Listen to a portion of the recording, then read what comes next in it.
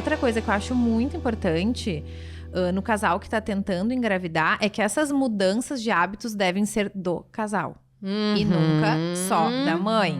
Então, assim, o marido também tem que diminuir cafeína, o marido também tem que fazer atividade física, também tem que ter hábitos alimentares melhores, porque a gente tem que sempre lembrar que 50% da carga genética vem do pai, né? Então, exato, é importante que o casal tentante tenha um estilo de vida mais favorável para ter uma gestação melhor, para ter um bebê que vai ser um adulto muito mais saudável, né? Até porque a gente sabe que toda a nossa formação metabólica se dá nos primeiros 1000 dias, né? Que os pediatras frisam muito, que é o quê? O período de toda a gestação até o 2º ano de vida do bebê. Então, os hábitos da mãe nesse período vão influenciar positivo ou negativamente lá na vida adulta desse bebê. Oi, gente, tudo bem com vocês? Eu sou a Nadiessa, ginecologista. E eu sou Luciana Pérez, endocrinologista. E esse é mais um episódio do Hipotálamo à Vagina. Hoje a gente vai falar sobre gravidez. Nosso episódio de hoje é Tô grávida, e agora? E agora, hein, Luciana? E agora eu chamei uma convidada maravilhosa, tá? Eu sei que vocês amam ela também. Doutora Rebeca Mioto, que é médica, ginecologista e obstetra.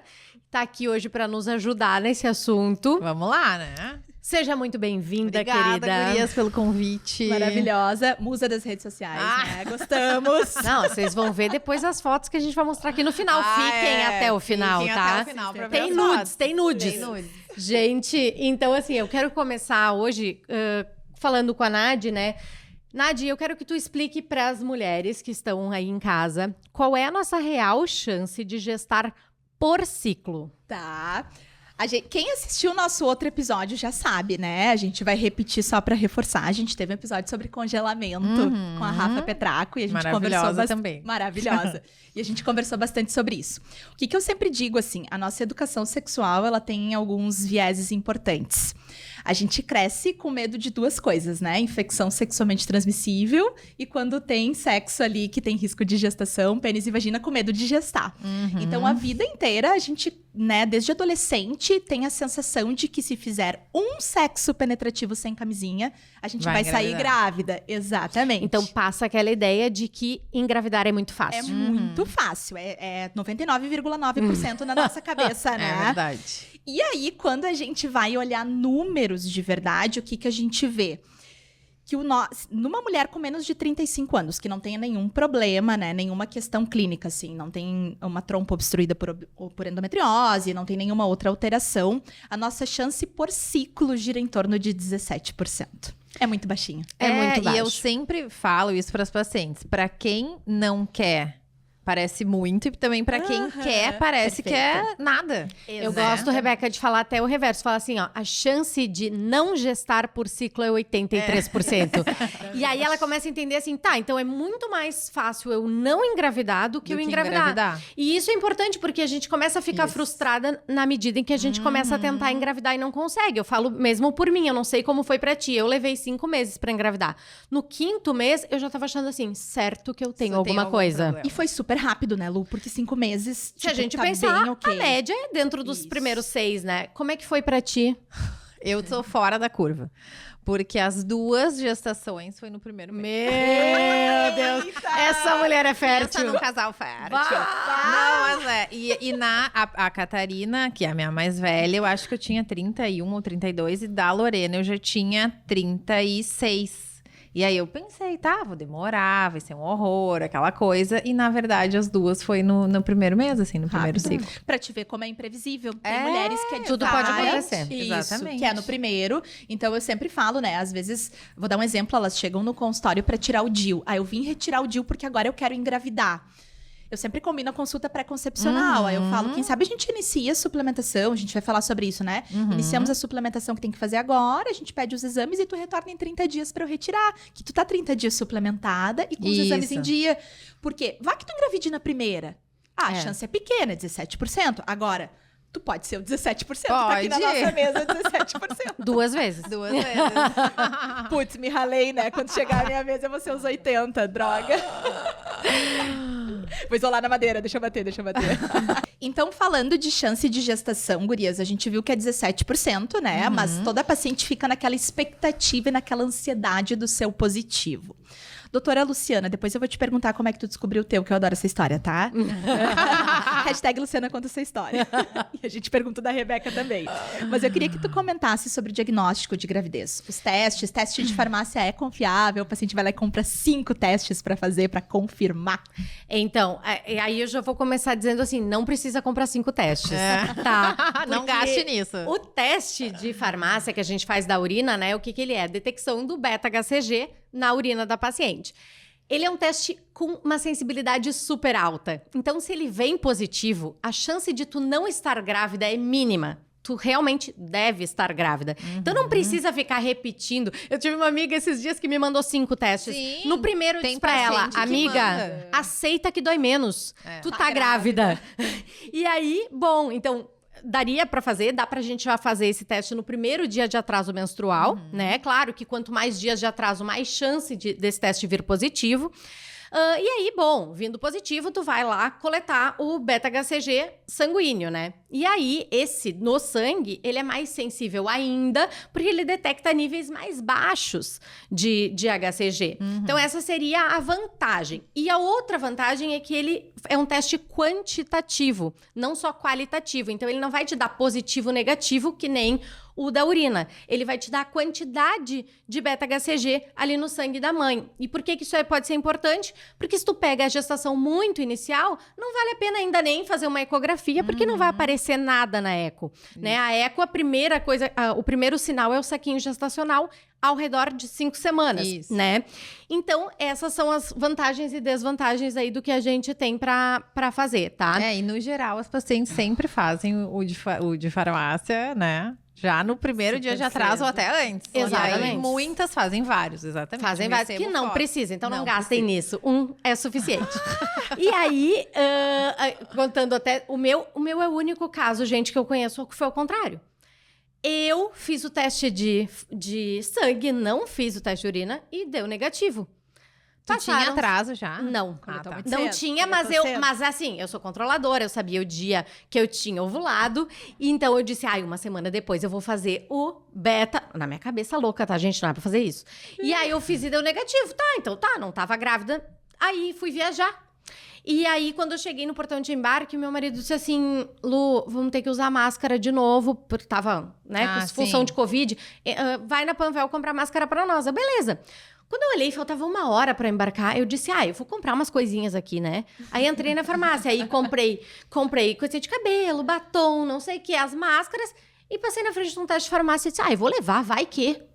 Por quê? Não sei, não tava assistindo nada. Era aquele dia... Aquelas coisas que a gente Deus não protege, sabe pegar. Deus protege. Guria, fui pra dentro do portão de embarque, fiz o teste dentro, no aeroporto. E aí deu positivo. Eu disse, não, tô louca. Eu tô enxergando, não deve ser positivo isso. Tu foi e comprou outro? Fui comprar outro, só que daí no próximo aeroporto, né? Porque eu já tava dentro do portão de embarque. Eu tive que aguentar Porto Alegre e São Paulo naquela tensão. Será que é mesmo ou esse teste é ruim? Mas foi aquele que... Não aquele... Não foi o... Não foi o que mostra não o que mostra semanas. Foi aquele só positivo e negativo. Aí quando eu cheguei em São Paulo, eu comprei o das semanas e apareceu 1 para 2. Eu disse, gente do céu, que peguei. Que tá acontecendo? Bom, que bom, né? Porque eu tava indo viajar, ia beber. Então foi ótimo, né? Mas eu digo que eu fui um dos únicos casos do inverso. Lição número 1 do podcast. Nem tudo que a gente fala, a gente faz, assim, é a vida, né? Ela acabou de várias falar. vezes, Não inclusive. façam mais de um teste. Se der positivo, é muito difícil de estar errado. Mas quando é com a pele da gente, a gente vai fazer, né? É, diferente. Mas, Rebeca, pra prosseguir assim, ó. Aí tá, daí... E agora falando até mesmo de vida real, de várias amigas minhas que já me mandaram, né? Mandavam os testes, tá? Lu, tô grávida. E agora? Né? O que eu faço daqui pra frente? Então, eu queria que tu explicasse um pouquinho como é que é essa Depois primeira... que descobre, assim, o que tem que fazer. Fez o xixi. Deu positivo. Liga pra secretária da obstetra para marcar consulta. Então, sempre é importante, né? Já iniciar a consulta de pré-natal com o obstetra. Eu também falo para as pacientes, vocês não precisam ficar desesperadas. Tenho que consultar amanhã. Porque, não, né? Geralmente, como a Nadiessa falou, as pacientes É o ideal, né, gente? O mundo ideal que as pacientes já estejam suplementando, pelo menos o metilfolato, né? Então, não comecem a engravidar sem nem ter consultado, sem ter iniciado a suplementação. Então, a gente, no geral, continua com a mesma suplementação da pré-gestação até as 12 semanas. Então, não é algo que tenha que sair correndo. Até porque, como a Lu falou, a primeira eco a gente não faz logo que descobre, né, a gestação. A gente faz geralmente depois das 6 semanas, que já tem o embriãozinho, já tem o coraçãozinho, o batimento. Mas é importante, sim, né, marcar a primeira consulta de pré-natal pra gente passar todas as primeiras orientações, os exames, né, passar a solicitação da ecografia para aí sim começar o pré-natal. E falando em suplementação, Rebeca, que tu citou, acho que é bem importante a gente frisar para o pessoal que tá ouvindo, né, que uma das suplementações mais importantes que a gente tem é a do ácido fólico, é utilizar o metilfolato, né? Porque vai reduzir muito o risco dessa mulher ter um nenê com má formação de sistema nervoso central. Isso. Então, assim, problemas na coluna do nenê, falando pro pessoal que é leigo que tá nos ouvindo, problemas de encéfalo. Então, essas condições clínicas são muito importantes e têm um impacto super importante, né, na vida da o criança. ideal é que a paciente esteja usando pelo menos 30 dias antes, né, de engravidar. Então, por isso que a consulta de pré-concepção é muito, muito, muito importante. Eu sempre, assim, no consultório, tento frisar muito para as pacientes. Antes de parar a pílula, vem aqui pra gente conversar, coletar exames, ver o que precisa suplementar, o que não precisa, de orientações, de dieta, atividade física e por aí vai.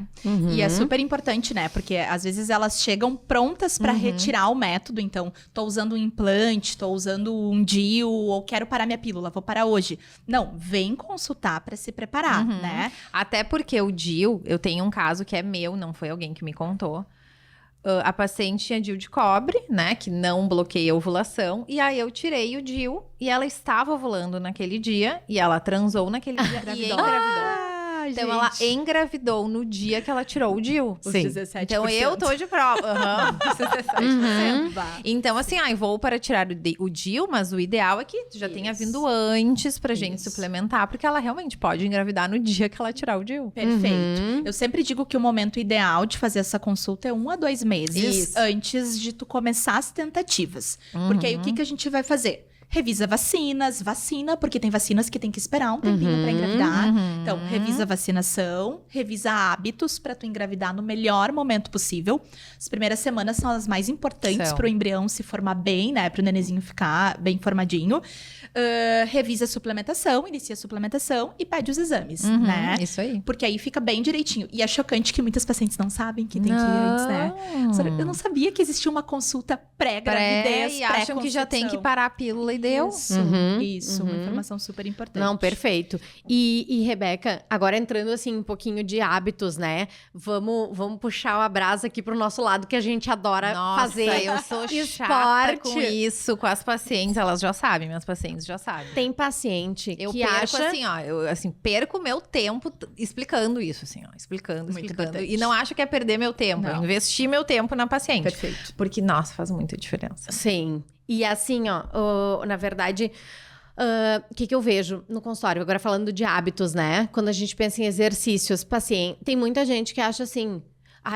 tô grávida, não posso fazer exercício, porque a gente sabe que a chance, pessoal, de aborto nas primeiras 12 semanas é relativamente alta, né? Em torno de 40%, até 50%, porque a gente estima... Dependendo da idade também. Sim, e porque se estima também que tem muitos casos não relatados. Que a paciente nem se dá conta. Não se dá conta que tá grávida e tem um aborto antes de saber que está. Então, como tem essa chance alta de abortamento nas primeiras 12 semanas, eu vejo que as pacientes, às vezes, elas param tudo nas primeiras 12 semanas. Eu não vou fazer exercício porque, né?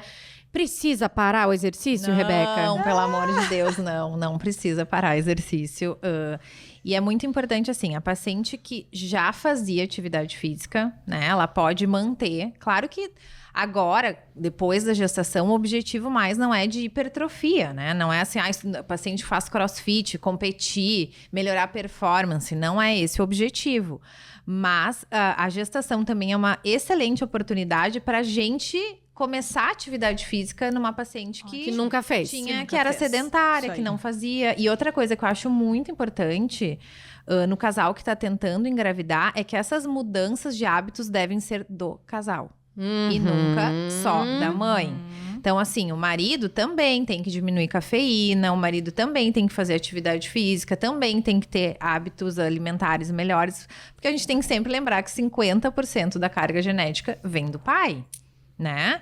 Então, é importante que o casal tentante tenha um estilo de vida mais favorável para ter uma gestação melhor, para ter um bebê que vai ser um adulto muito mais saudável, né? Até porque a gente sabe que toda a nossa formação metabólica se dá nos primeiros 1000 dias, né? Que os pediatras frisam muito, que é o quê? O período de toda a gestação até o 2º ano de vida do bebê.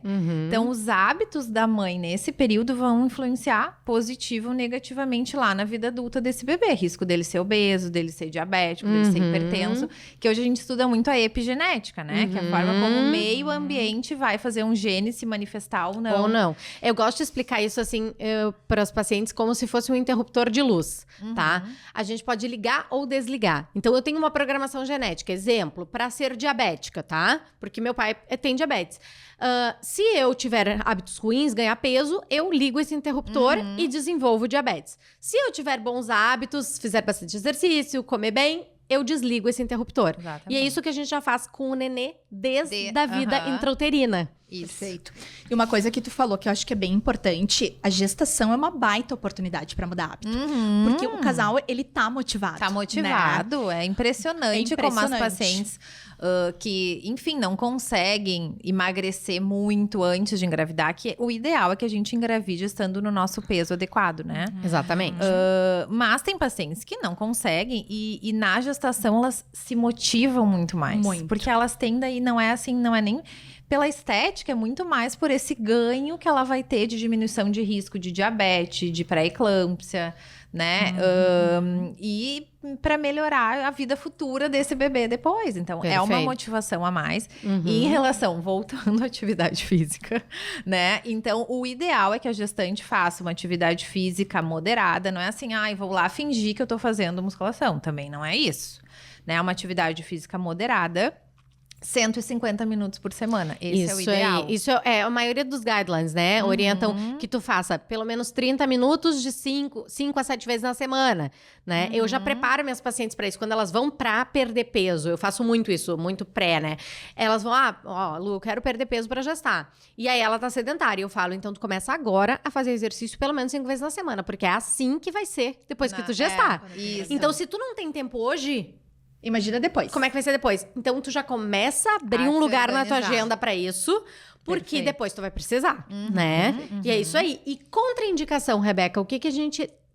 Quando é que a gente tem que dizer para o paciente, agora não é o momento? São poucas as contraindicações, né? Então, assim, paciente que tem uma hipertensão não controlada, paciente que tem uma placenta prévia ali depois de 26 semanas, que apresenta algum sangramento vaginal, paciente que tenha um diabetes tipo 1 mal controlado, também a gente evita, né, atividade física. São poucas, assim, as reais contraindicações. Trabalho de parto prematuro, né?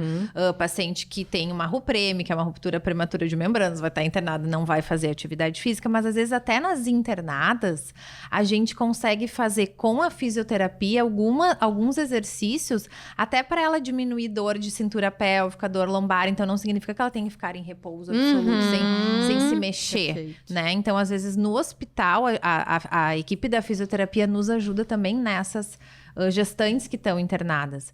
Mas a maioria das pacientes não tem contraindicação a fazer atividade física e devem fazer, né? Devem ser estimuladas porque a atividade física diminui, por exemplo, o risco de diabetes gestacional, diminui o risco de pré-eclâmpsia em até 40%. Então, às vezes, a paciente tem um histórico de, na gestação anterior, ter tido uma pré-eclâmpsia. A gente não consegue modificar esse fator de risco. Mas, com atividade física, a gente consegue diminuir. Então, reduzir. A gente tem que estimular a paciente a fazer, né? E até porque também a atividade física, a musculação, ela vai diminuir lá no 3º trimestre aquelas dores da cintura pélvica, lombar, que muitas gestantes têm. Então, com um reforço muscular, a gente consegue melhorar muito isso. Então, é importante fazer, tem que fazer. Exato. E a gente tem estudos já bem importantes e significativos falando, né, redução do risco de hipertensão, de diabetes, de depressão e de gravidade de depressão na paciente que já era depressiva e engravidou, né? E até eu li um estudo muito legal que mostrou pro bebê as vantagens, né, da atividade física, até da capacidade de sugar, habilidade motora do bebê depois na mãe que faz atividade física na gestação. né? Muito legal. E uma dúvida que surge sempre, né, gurias, é o tipo do exercício. Porque o que eu sempre explico para elas, até 12 semanas de gestação, o nosso útero, ele tá protegidinho, porque ele tá bem dentro dos nossos ossos que a gente tem aqui na região, né, pélvica. Então, até 12 semanas ele tá protegido. Mas quando passa de 12, ele começa a subir e ele fica sem essa proteção óssea. Então, ele fica bem evitar exposto. também atividades, assim, de contato, esportes de contato. Esportes Tipo com luta, maior risco né? de queda também, né? Isso.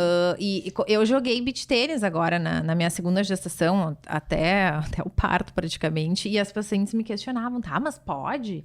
Olha, esses esportes, quem já fazia, pode seguir fazendo desde que se faça uma musculação, porque tu tem que ter reforço muscular junto, porque na gestação a gente tem um risco maior de queda, né? Então tem que ter um reforço muscular junto. E tu tem que ter bom senso, assim, também, né? De tipo, não se jogar. Não vai se jogar naquela como antes, bolinha, óbvio. né? Fica a bola. Enfim, outra coisa que eu também falo para as pacientes não fazer, mas eu me jogava numas bolinhas, meu professor, pelo amor de Deus, não se joga. E quando eu vi, eu já tava lá dando sangue pelo time. Mas. Mais um episódio do Faça o que eu digo, mas não faça o que eu faço. Exatamente. Vida real. Mas esses esportes podem, né, ser mantidos desde que a paciente faça Tome cuidado. um reforço muscular, Isso. né? Pacientes que correm também, né, que perguntam se pode. Então, claro, tem que ter todo um cuidado, tem que ter todo um reforço do assoalho pélvico também nas gestantes que correm. Então, isso tudo a gente tem que ir personalizando Isso. para paciente. Esse risco de queda e de trauma, acho que é importante que tu falou, né? Porque às vezes a paciente vai lá, vai fazer um jump, por exemplo. Tu tá com a tua barriga maior, tu pode desequilibrar. Então, tudo que possa ter risco de trauma, de tu bater, tem que ser evitado. tem que cuidar, exatamente. Seriam as restrições, né? Exatamente. Perfeitas. Gurias, e vocês falaram de hábitos, falaram de alimentação. Lu, o que tu fala pras tuas tentantes lá? O que tu tá fazendo? É que tu não é parâmetro, né?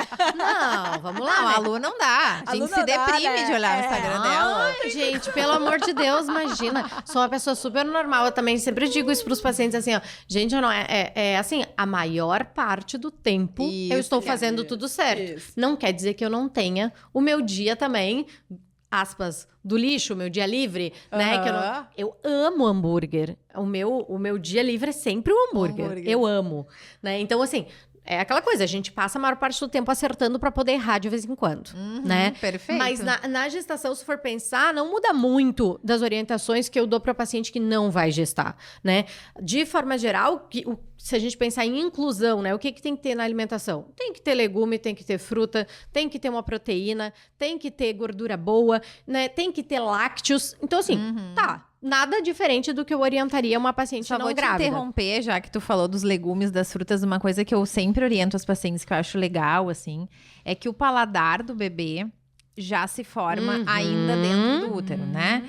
Então, eu sempre falo para as pacientes, varia a tua alimentação, Isso. come 3 tipos de legumes, de frutas diferentes ao longo do dia, porque lá nos 6 meses, quando ele for começar a introdução alimentar, eles vão aceitar muito melhor os alimentos que tu comia na gestação e durante a amamentação. Exatamente. Então, isso também é importante. Perfeito, muito bem colocado, é isso aí. E aí, se a gente for agora pensar assim em restrições, né? O que não deve se fazer? Limitar consumo de açúcar, limitar consumo de sal, né? E limitar consumo de ultraprocessados, Exatamente. tá? Então, essas coisas assim, vamos evitar, não quer dizer que não possa, eventual, mas, né, vamos evitar. E aí... O que são ultraprocessados? Explica pra quem tá ouvindo. Então, né?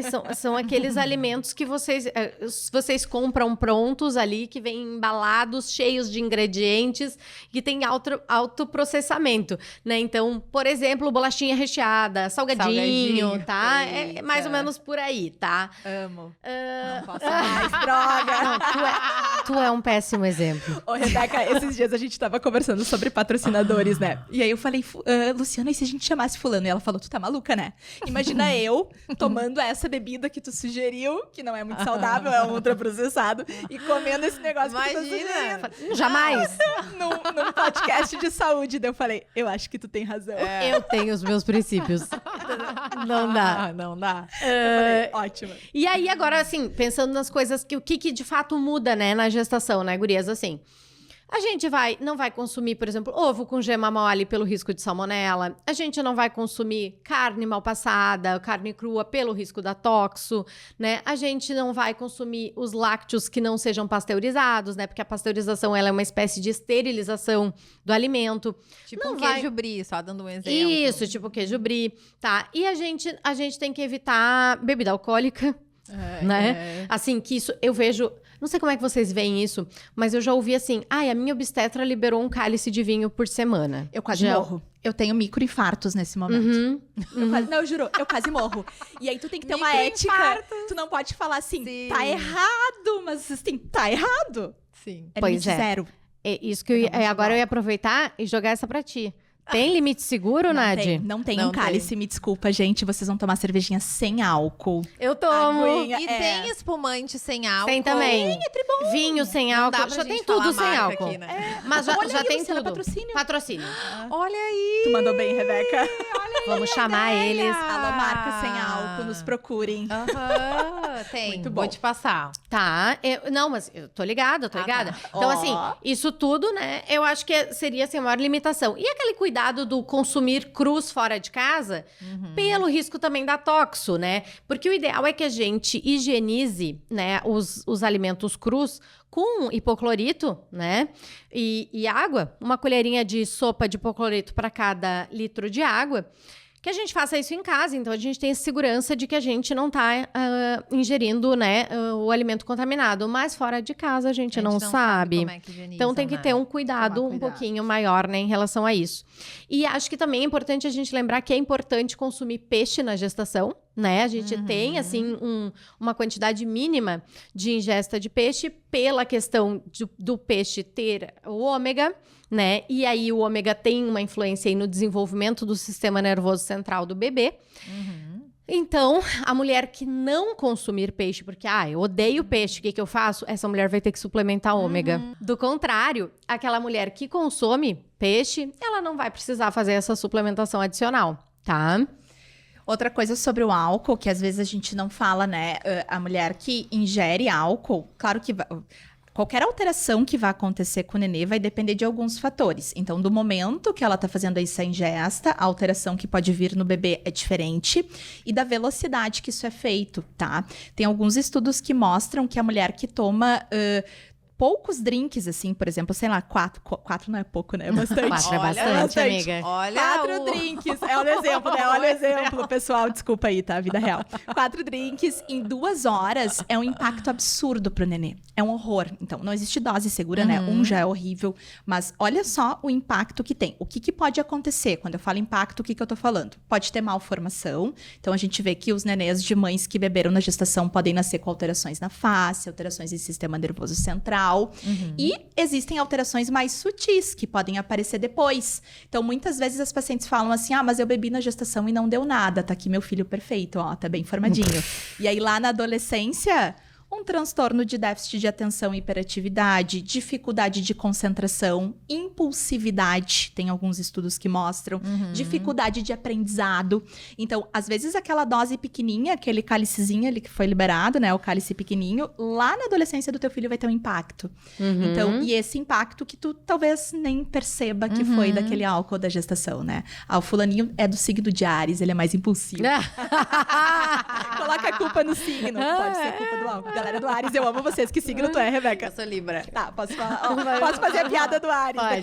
Vocês são o quê? Capricórnio, as duas. Meu Nós Deus. somos insuportáveis. Mas a gente trabalha bem, né, amiga? Sim, muito. Funcionado. Capricórnio é o melhor signo, né, pessoal? Vocês que estão ouvindo, vocês sabem. Depois, vamos colocar convidada, Capricórnio e Libra. Libra é demais. Livro é bom. E eu acho, e assim, só pra finalizar a parte alimentação, eu acho que é importante a gente falar de cafeína.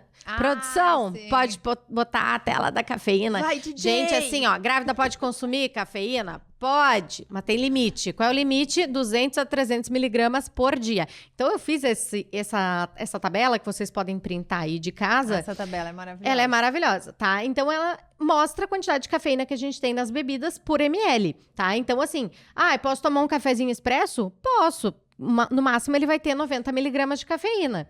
Posso tomar um café passado? Pode. Uma xícara, aquela grande de chá de 240 ml, vai ter no máximo 200. Então, dá pra tomar uma xícara inteira, tá? Agora, o resto ali, ó, o Coca-Cola, Red Bull, gente, pelo amor de Deus, não consumam isso na gestação, tá? Tá ali só a título de ilustrar, tá? E os chás também, chá verde, chá preto, que as pessoas têm que saber que tem cafeína, tá? Chimarrão. E o nosso chimarrão, né? Que é difícil quantificar esse Pois é. cada 100 ml, porque as cuias têm tamanhos bem distintos, Diferentes, né? Então, teria assim que, gente, tem que medir, tá? Mas então, uma cuia aí de 100 ml até 90 miligramas tá ok, tá? Então, esse cuidado básico que a gente tem que ter. Os pacientes sofrem com café, né? Sofre. Eu sofro. Café é bom, né? Eu fico tomando assim, ó, sabe? Eu boto bem pouquinho e tomo um pouquinho, toma um daí daqui golinho. meia hora eu Muito tomo bom. outro golinho, porque eu tomo, no consultório eu só tomo descafeinado, mas quando eu tô, né, nos outros lugares não tem tem. descafeinado, aí eu tento ir tomando assim de, sabe? De Ô, Lu, e uma dúvida, bicando. descafeinado é zero? Não, descafeinado não é zero cafeína. Quer dizer, em tese era pra ser, mas teve um estudo que fizeram nos Estados Unidos que eu achei o máximo, que olharam pra essas marcas bem famosas, tipo Starbucks, tá? E aí, eles mostraram que eles tinham, sim, cafeína. Então, também não dá pra se fiar que é zero. Vou tomar 2 litros. Não, né? Eu, no consultório, tomo umas 3 xícaras do descafeinado. Porque daí eu parto do pressuposto que se ele tiver a cafeína, 3 vale por 1. Aham. E é assim que eu faço. Terceiro episódio, Luciana acabando com o meu sonho de tomar 2 litros de café descafeinado. A na Nadia, gestação. não, ó, a gente tá assim, ó, desempolgando ela pra engravidar Gente, total, né? elas estão muito estimuladoras aqui, vocês não viram os bastidores. Não, mas elas me falaram que a parte boa compensa A tudo. parte boa compensa. olha aí. Com certeza absoluta. E, Nadi, vamos terminar o estilo de vida falando de tabagismo, né? Cigarro e gestação. Como é que tu vê essa combinação? Péssima, né? A mais honesta, né? Nossa, sabe que eu fazia pré-natal de alto risco no Conceição, né? E aí, várias vezes, ou eu tava entrando ou saindo do hospital, as grávidas lá na frente fumando. Nossa, aquilo pra mim parecia assim, Te doía. um crime, sabe? Eu tinha essa sensação, assim, que era um crime. É Claro muito que difícil, é um né? hábito difícil, né? É De muito tu difícil de parar. Mas eu ficava chocada. Pra gente que sabe o efeito, né? Eu vou começar do pré-gestação, tá? O cigarro, ele tem várias alterações. A gente sabe que ele é fator de risco para um monte de neoplasia, câncer, doença. Faz uma alteração no corpo inteiro, né? A toxina do cigarro é ruim. Pensando em gestação, ela altera muito a motilidade das nossas trompas. A gente precisa de trompas que se movimentem para uma gravidez acontecer. Então, se tu estiver fumando ali enquanto tu tá tentando gestar, pode acontecer da tua trompa não mover como deveria e aumenta o risco da tua gestação não acontecer aonde ela deveria, que é dentro do útero. Então, o cigarro, ele já começa o seu impacto ali na tentante, quem tá tentando, por aumentar o risco de gestação ectópica. Gestação ectópica é aquela gestação fora do útero. Fora do útero, na trompa, no ovário, né, em algum outro lugar. Então, começa por aí. Pensando numa gravidez que aconteceu dentro do útero, o cigarro vai alterar toda a formação da placenta, a forma como essa vascularização ali vai se dar. Então, aumenta o risco de descolamento dessa placenta antes da hora, desse nenezinho não receber por uma placenta insuficiente os nutrientes que ele tá precisando. Então, fica muitas vezes com um crescimento restrito, ele fica pequenininho, né? É aquela barriguinha que a gente vê super pequena para a idade gestacional e muitas vezes a paciente é tabagista. Porque ele não tá crescendo como ele deveria. Sem falar em todos os riscos secundários que ele vai aumentar. Risco de trombose, as outras coisas que a gestação também aumenta. Então, potencializa esses riscos ruins.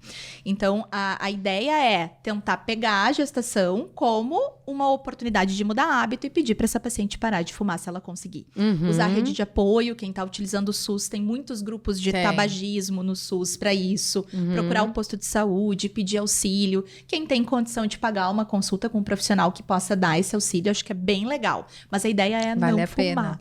Uhum. Vale a pena. Ou parar também o quanto antes, né? Isso. Se tu for pensar em impacto, vai piorando o impacto ao Sim, longo da depois, gestação. Com o bebê recém-nascido em casa também aumenta muito o risco de doenças respiratórias no Pro bebê. bebê. né? Na mãe ou no pai tabagista. Exatamente. Exatamente. Isso. Então tá, agora vamos mudar de assunto. Agora, o assunto... Ai, gente, agora vai doer. O assunto são alterações esperadas no corpo da gestante. E aí, Tudo que eu Lu, estou dá aí Ai, teu gente, parecer. Olha, pra mim tá sendo difícil pra caramba.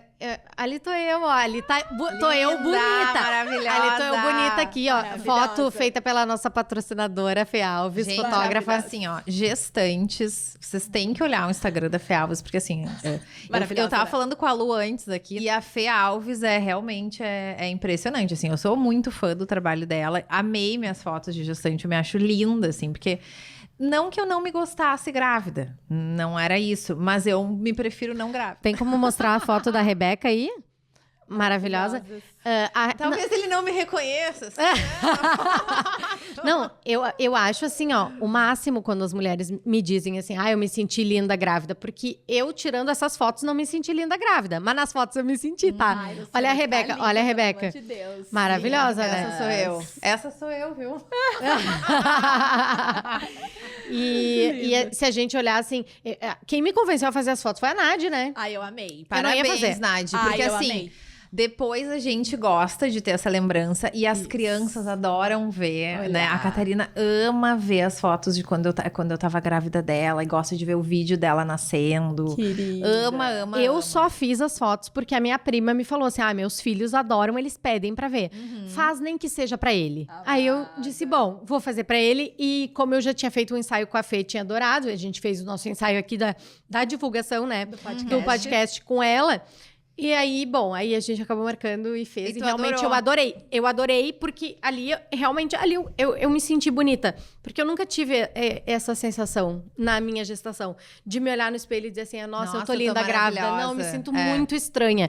E também a gente tem que normalizar o não se sentir bonita na gestação. Sim. Não é todo mundo que vai se sentir. Tudo bem se não se sentir, Tudo sabe? bem se não se sentir, exatamente. E muitas vão, né? Porque eu tenho várias amigas que dizem Essa eu que se amo também, amaram essa grávidas e que se acham lindas grávidas. Eu olho pra vocês e acho todas lindas, tá? Eu sempre acho grávida linda. Eu Ó, amei as fotos. Não, Ai, a que Rebeca linda. ainda fez os nudes, né, Eu gente? fiz Ela nudes, foi. fiz A nudes. Rebeca a Fê, arrasou. assim, a Fê me falou, tu vai ficar aqui várias horas e a gente vai fazendo tudo que a gente quiser. Eu falei, tudo bem, sou Tu parceira. viu? Bem igualzinho ao meu ensaio, que foi assim, ó. Eu vou ficar 1 hora aqui e tô vazando. A Luciana é super acelerada. Ai, não. A gente fez as nossas fotos profissionais e eu amei, tá? E amei as gurias, assim, elas trabalham muito bem, são muito acolhedoras e são muito criativas e eu acho que elas individualizam, né? Aham. Elas sentem o teu perfil e veem o que tu vai gostar e vão indo. E aí a Luciana saiu de lá e eu falei, amiga, tu tem que fazer tuas fotos. Nem que tu não goste, vai ficar ali guardadinha. Mas é melhor tu fazer e depois talvez não usar do que tu se arrepender de não ter De feito não e ter não ter uma feito, porque não- recordação ali. Se tu exatamente. tem condição, vai fazer. Não, isso aí, tá feito e muito bem feito. Né? E nós amamos e indicamos, e a Fê tem cupom de desconto com a gente, quem quiser. Até Olha aí. dezembro de 23, né? HV10 é o nosso cupom de desconto, tá? Pra fotos com a Fê. Mas voltando agora, então, Nas para as mudanças alterações do corpo, né? do corpo. Então, eu acho que é importante, assim, a gente dizer, né, que realmente o corpo vai mudar, né? Não tem o que fazer, né? Isso tem que aceitar. No início, a paciente também já vai notar um aumento da mama, né? Então, já vai ter que comprar. Eu aumentei 2 números de sutiã na primeira semana que eu Sim. descobri que eu tava grávida. Foi Pode chocante. ser precoce, né? Então a mama realmente aumenta de tamanho. A gente tem também um aumento da secreção vaginal por toda essa questão hormonal, né? No terceiro trimestre aumenta mais ainda a secreção. O terceiro trimestre a gente perde a dignidade. Ai, eu Essa é a verdade. Honesta. Né? A gente fica com aquela linha negra, né? No corpo. Que é a no linha mais meio da- escurinha no meio, né, No meio do- da barriga. Que some, gente. Fiquem ela some, tranquilas. é, ela isso é legal. some. Porque muitas pacientes ficam preocupadas. Tá, mas isso não vai sair, não vai sair. Vai sair, calma. Tem que ter paciência, né? A areola fica mais escura, a vulva também por fora fica mais escura. Isso tudo são mudanças hormonais e fisiológicas, que é normal, não tem nada de anormal nisso.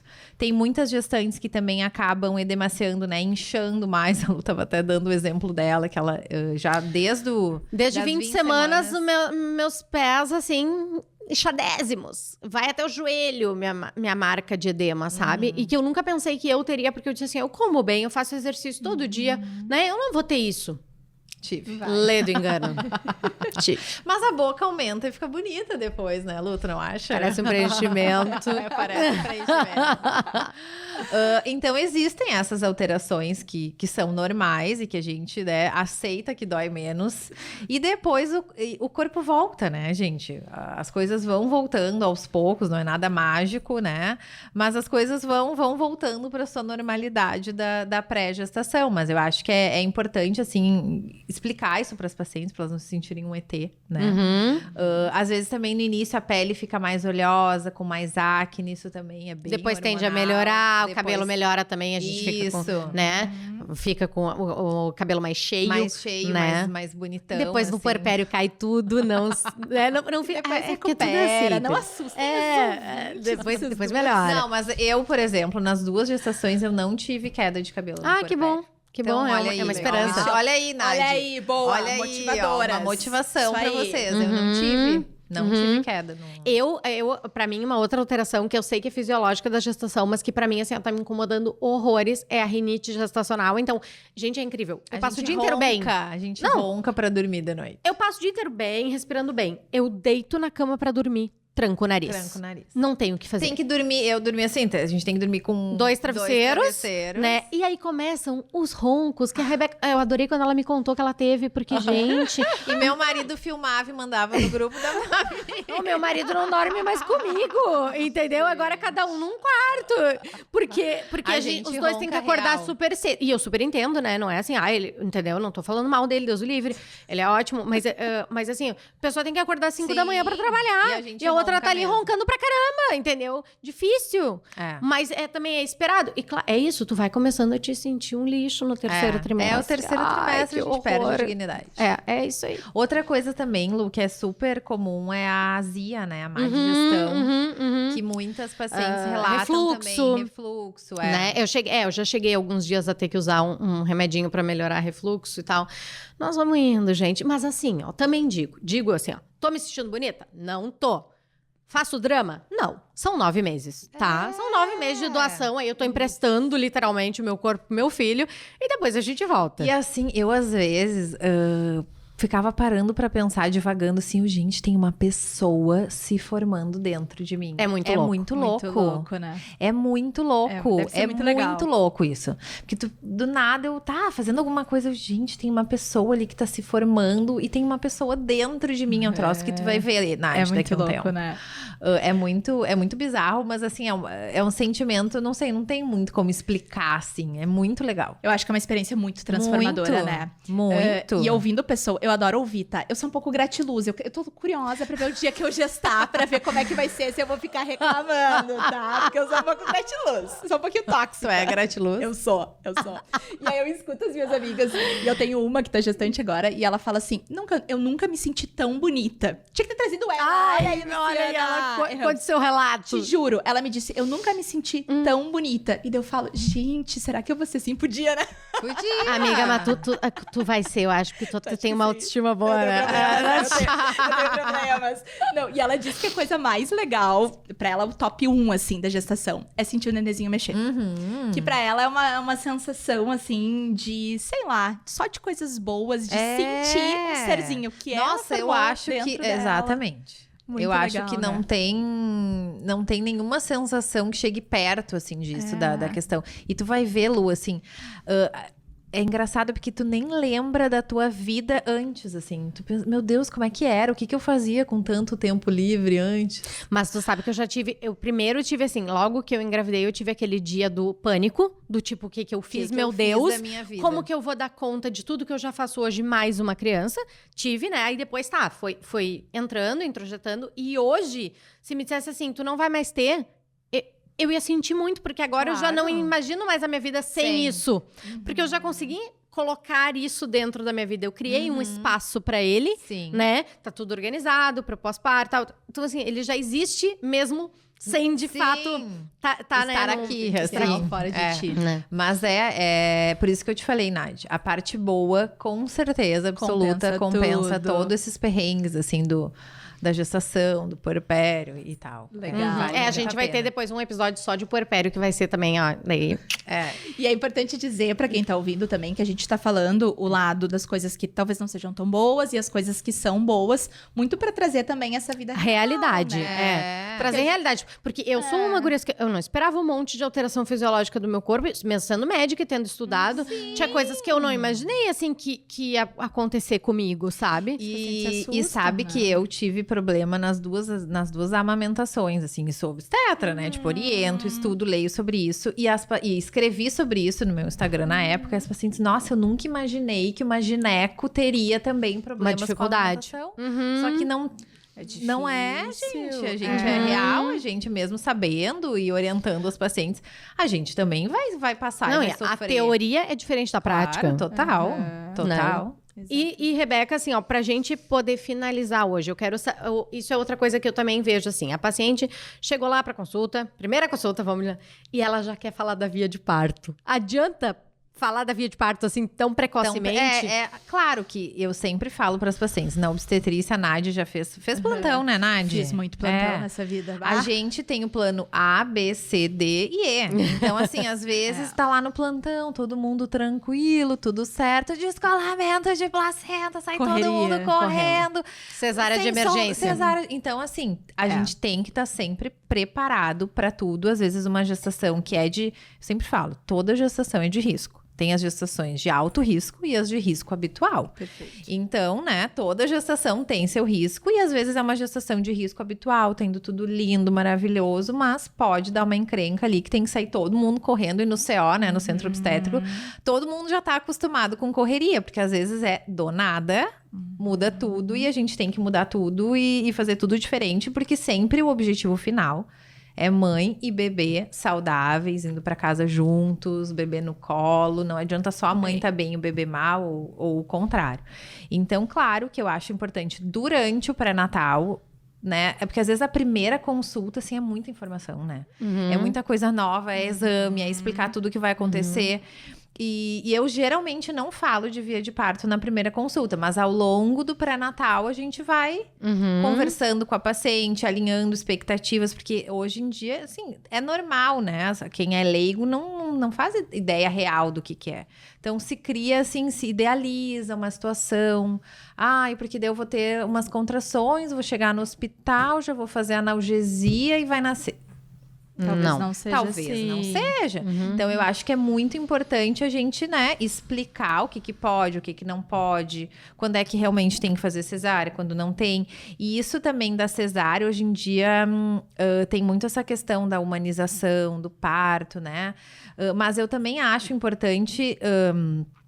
essa questão, assim, de a gente humanizar, porque tem pacientes, tipo eu não tenho o menor perfil para ter parto normal. E às vezes eu senti até um preconceito comigo, porque, nossa, não tem que ser parto, porque só é legal se nascer de parto, porque tu só é mãe se nasce de parto. E eu acho que a gente tem que respeitar a história, a personalidade. Eu sou super controladora, então eu fico pensando, eu não trabalho de parto, que eu não sei quanto tempo vai durar, que dia vai ser, se vai romper a bolsa, se vai virar cesárea. Eu na minha concepção, se eu tivesse cesárea com dia e tal, eu estaria controlando. Óbvio que também não é assim, né? Porque pode acontecer várias coisas que não estão no meu controle. controle. Mas eu acho que a gente tem que também respeitar a história de cada um, as expectativas, a história de vida, os traumas, né? E nunca botar todo mundo no mesmo saco, assim. E explicar, ó, cesárea tem risco disso, disso e disso, parto normal é melhor por isso, por isso e por isso. E respeitar, eu acho que humanizar é isso.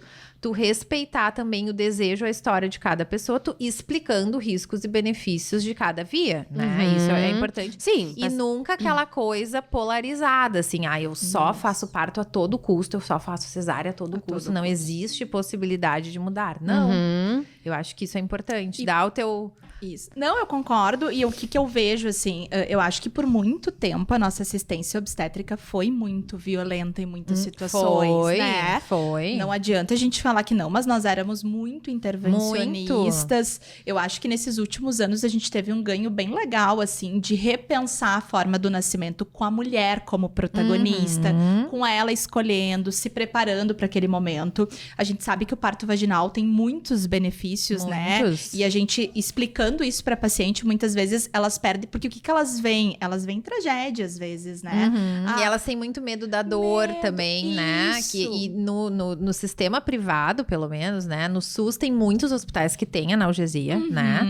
Mas no privado a gente tem disponível, assim. E a analgesia, tipo, é outra vida depois que a paciente faz. Se ela tem desejo, ela vai se beneficiar muito. Sim, muito. E informação no pré-natal, equipe multidisciplinar. Eu sempre digo para os alunos, né? Eu não faço mais obstetrícia de consultório, mas se eu fizesse, eu não tenho a menor dúvida que eu ia ter uma super equipe. Vocês devem ter fisiopélvica, enfermeira, deixar a paciente escolher a doula que ela quer que esteja com ela nesse momento. Então, assim, tá todo mundo aqui para somar, né? Pra gente dar a assistência melhor possível e pra mulher ser protagonista e ela escolher. Ela tem que ter informação. Isso. Ela tem que ter informação para poder tomar a decisão. Acho que uma mulher bem informada e sabendo que vão ter formas da gente manejar essa dor no trabalho de parto, que tem manejo farmacológico, não farmacológico. E hoje em dia os hospitais estão mais... Estão melhorando. Eu, né, fazia plantão no Conceição. Conceição, assim, é bizarro. É referência, né? A forma de atendimento e é totalmente multidisciplinar e é muito focado nisso, assim, na melhora da assistência para paciente em trabalho de parto, manejo de dor. Então, assim, é um hospital do SUS, 100% SUS, e que é muito legal essa questão toda da humanização, né? Perfeito. Do nascimento. E hoje em dia os hospitais privados aqui também estão empenhados em melhorar essa questão. Eu acho que sim, acho que as equipes estão cada vez mais organizadas. A gente tem excelentes equipes em Porto Alegre, né? Prestando assistência com a paciente sendo realmente protagonista. Eu brinco, né? A gente presta assistência ao parto, a gente assiste e intervém se tem alguma coisa que precisa da intervenção. Eu, por exemplo, fiz residência 2010, 11, 12, a gente fazia episo em todo mundo. Sim, agora é outro manejo, Quando né? não fazia episo era assim, era multíplo, era exceção. Então isso foi mudando, graças a Deus. Muito. Né? Mas a gente era... Né? A posição, eu acho... Pariam todas em litotomia. Sim, nem existia banqueta. Exatamente. Na minha época de residência não existia. Né? Essa posição que as gurias estão falando é aquela posição típica clássica, que a mulher tá deitada, né? De barriga pra cima, com os pés às vezes em cima de perneiras, né?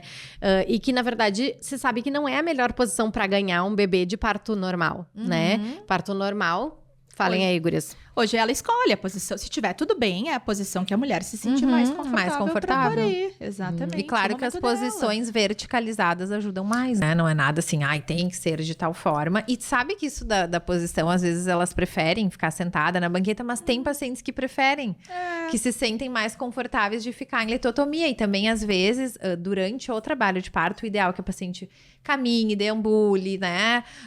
Fique na bola mais verticalizada, mas tem pacientes que querem, tipo, descansar e ficar deitadinhas e tudo bem. Tá tudo bem. Exatamente. Eu acho que isso é humanização, né? Ouvir tu respeitar, ouvir a mulher, entender a história daquela família, porque querendo ou não, é uma família, eu acho que esse é o nosso papel, né? Tentar também deixar o ambiente hospitalar o mais acolhedor possível, né? Porque às vezes elas têm uma ideia, mas se virar cesárea, eu vou para um bloco cirúrgico, vai ser aquela coisa fria. Não, também não é assim. A gente, né, tenta deixar o ambiente o mais acolhedor possível. Isso que eu acho que é o mais importante, assim. E informar a paciente.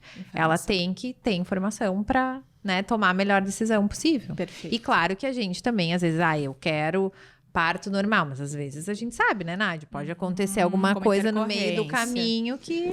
Isso eu acho que é importante trabalhar essa expectativa, né? Eu tive uma amiga que queria muito parto normal e chegou na hora, o bebê entrou em sofrimento, teve que fazer cesárea e ela ficou frustradíssima. E ver aquela frustração dela me levou a pensar assim, eu quero tentar, né, parto normal, mas eu tenho que estar preparada. Caso houver uma indicação de cesárea, eu não vou ficar dessa forma. Não vou ficar. A gente teve uma paciente da equipe que não era minha, mas era da equipe que eu trabalho, que assim, ela ficou arrasada. E o bebê nasceu daí bem, ficou bem, não foi pra anel, nada, né? Foi um sofrimento também.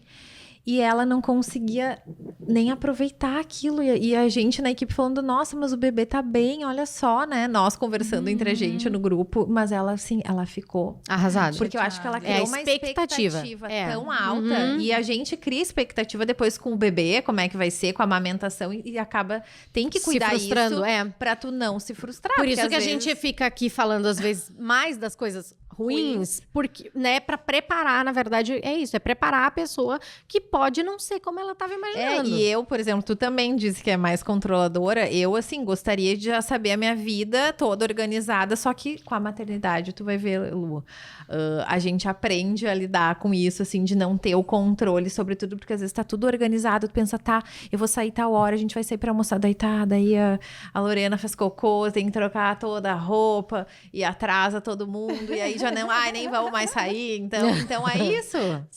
Tem que lidar com isso. Porque às vezes a gente cria muita expectativa e... E eu acho que é bom a conversa que a gente está tendo, porque o que eu sempre digo é informar sem assustar. Então, alinhar essa expectativa de falar que tá tudo bem se houver algum sofrimento, alguma coisa que tenha uma indicação real de cesariana, né? Para paciente que tem desejo de parto vaginal.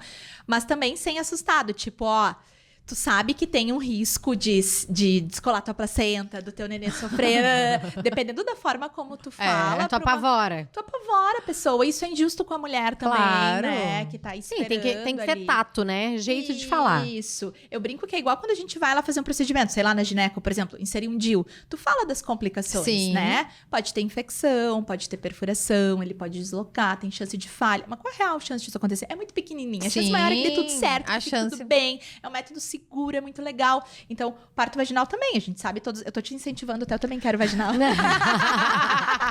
A gente sabe todos os benefícios que tem pra mãe, pro nenê, né? Então, assim... tentar, mas ter esse plano B sempre na manga, B, C, D, a gente sempre tem. Tem que ter vários. Fala pra nós, Rebeca, pra gente finalizar aqui hoje. Então, assim, quais seriam os maiores benefícios do parto vaginal? Assim, pro bebê, inclusive, ontem eu até tava conversando com a minha com a pediatra das gurias, né, a Carol Mena, sobre isso, porque eu tava conversando com ela sobre o uso de probiótico e tal nos bebês recém-nascidos, e ela até me falou, no mundo ideal é que todos os bebês nascessem de parto vaginal e mamassem na primeira hora, né, do nascimento, porque isso melhora muito a flora intestinal dos bebês, né? E aí eu falei, Carol, que legal, nem lembrava, nem sabia disso, né? Porque ela já devia ter me falado lá na consulta de pré-natal que eu fiz com ela, mas sei lá, deletei. E eu achei muito interessante isso. Só que ela falou, tu sabe, né, amiga, que às vezes não rola e tal. Eu, sim, tá, mas tem essa grande vantagem, Sim, é diversidade da flora, né? O nenê que veio de via vaginal, ele tem uma flora com maior diversidade do que aquele que veio de parto cesariana. A natureza perfeita, né? E tem muito a questão também depois da recuperação, né? Na cesárea tem maior risco de sangramento, às vezes é mais difícil a recuperação, mais dolorido. É uma cirurgia, né? É uma cirurgia, isso, exatamente. importante. Então, é importante a gente informar a paciente disso, né? Eu acho que também o pior da cesárea é quando ela é de repetição, né? Que às vezes a gente pega no plantão um paciente com 4, 5 cesáreas de repetição, que daí já aumenta risco de complicação, da placenta se grudar no útero e não sair, que é o acretismo placentário que a gente tem visto muito mais agora do que há 10 anos atrás. Pelos altos índices que a gente tem no Brasil, isso, né? De cesárea. Muito alto. Então, as cesáreas de repetição, de fato, aumenta muito mais os riscos mesmo do que os partos de repetição, né? E muito essa questão da recuperação mesmo, do risco de sangramento, que eu já Já falei antes. Uhum, E a perfeito. passagem do nenê também, né? Sim. Rebeca, pelo canalzinho do parque. Olha, eu pareço explicadora pediatra. Eu costume, eu era pra ser pediatra, né, Diminui gurias? risco Eu adoro de falar do doenças diminutivo. respiratórias, né? Isso, ele passa pelo canal e eu falo que quando ele passa, o pulmãozinho vai tirando toda a água, assim, que tinha. Então tem esse benefício também, pulmonar, né? pro nenê, né? Sim, menos de complicação taquipneia transitória do transitória, recém-nascido, exatamente. Então, acho que é bem interessante. Ó, Luciana, Mas é. vamos. Vamos lá. Tem que fazer fisioterapia pélvica, né? Tu tá fazendo? É, Eu Fica a já tô dica. fazendo, Tá. sim. Uhum. Fisioterapia Isso ajuda- pélvica pra quem conseguir. Ajuda fazer. bastante a Isso. fisiopélvica na diminuição de riscos de lacerações Lacerações graves do Isso períneo, aí. né? Uhum. De terceiro e quarto grau. Isso aí. Então, tem que fazer. Estamos fazendo já. né? Importantíssima fisiopélvica, isso aí. Gente, então nós vamos encerrar o podcast de hoje. Agradecer a doutora Rebeca. A participação foi maravilhosa mesmo. Foi muito bom. Mesmo, a gente pode trazer ela outras vezes. Vai depois. voltar, vai voltar. Quando falar de puerpério, eu venho, porque assim, ó, o meu puerpério foi foda. Ah, é verdade. É verdade. A gente vai dar. A Fala gente vai fazer. desse podcast, eu acho legal tu fazer a propaganda. A gente vai fazer ele, tá? Vai ser feito 2 meses depois do meu puerpério, porque a gente quer a experiência Então, assim, é visceral, real. intensa. Né? E aí a gente chama a Rebeca de novo para participar. Gente Muito do obrigada. céu, obrigada, Rebeca. Obrigada, gurias. Muito bom. Tchau, gente. Tchau. Até a próxima.